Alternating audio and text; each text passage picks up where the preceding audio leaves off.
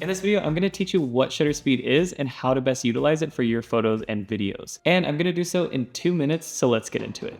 First, you're going to want to make sure that your camera is in manual mode. So shutter speed measures the amount of time your camera shutter closes between each frame. On your camera monitor, your shutter speed is going to be 1 over a certain number. And your shutter speed is going to affect the exposure and the motion blur in your frame. The lower the shutter speed, the brighter the image, and the higher the shutter speed, the darker the image.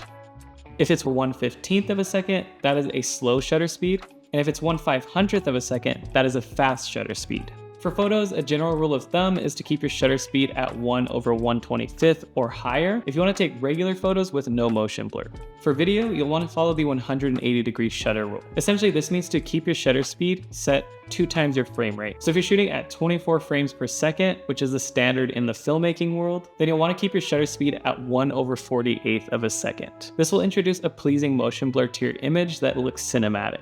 And when following the 180-degree shutter rule, you might notice if you're out shooting on a super bright day that your image is going to look very overexposed. So what you're going to need to do in that situation is get something like a variable ND filter. This is essentially like sunglasses for your lens, so it's going to allow you to darken your image and get proper exposure. And a pro tip is to know when to break the rules. For example, maybe you want to create a dreamlike effect for your photos or your videos, so you might want to experiment and shoot at a low shutter speed. Anyways, thanks for watching, and don't forget to like and subscribe for more tutorials. I'll see you in the next one.